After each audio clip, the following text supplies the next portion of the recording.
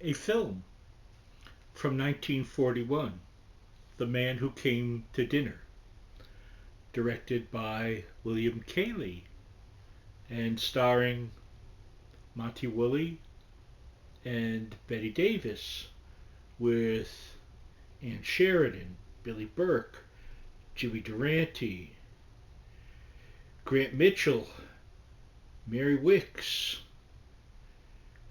Richard Travis, and a whole bunch of other folks. Okay?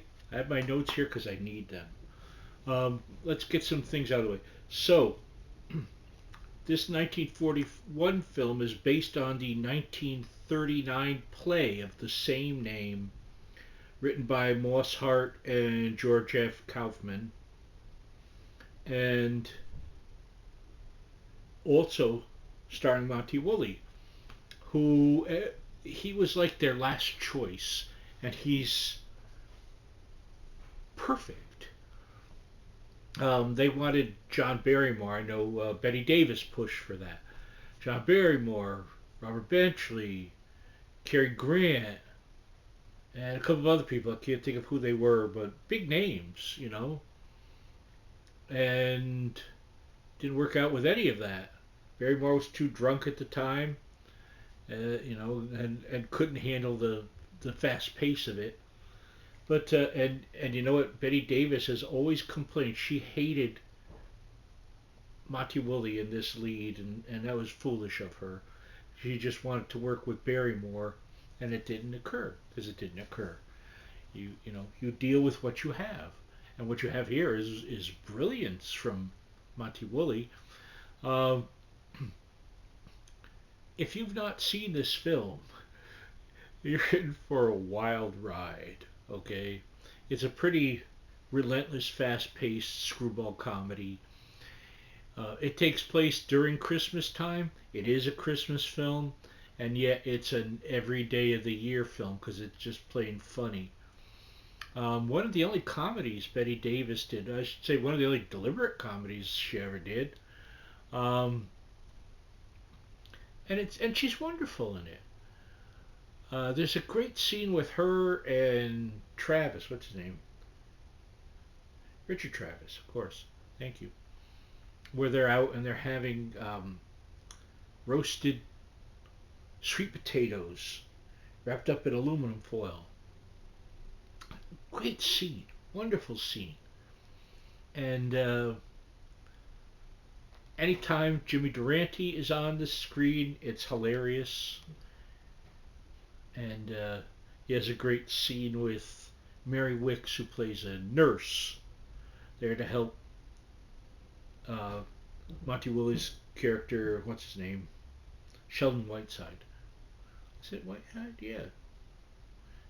Sheridan Whiteside. I apologize because Aunt Sheridan is also in the film. Wasn't she the oomph girl? Something like that.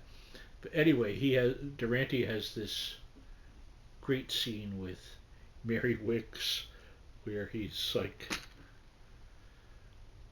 what does he say? Come to my room in an hour, something like that, and don't forget the rye bread. What does that even mean? It doesn't matter. So your basic premise is that Whiteside is this famous character at the time who's going to give a big radio show for the holidays. And he has to visit these people, and he falls on the ice and breaks one of his legs. So he's holed up in this family who really don't want him there, especially the dad, wonderfully played by Grant Mitchell, and his loopy wife, Billy Burke, basically playing Billy Burke. She's just wonderful as always. And 8 bazillion phone calls come through, uh, packages, everything from what you call it, you put a mummy in it, is it a sarcophagus, whatever it is, a big hinge thingy, and then penguins and octopi, things like that. All kinds of crazy things come in and out, and strangeness with Gret Mitchell's sister. It's a whole other story. It's a great little story within there. That's the thing I want to say.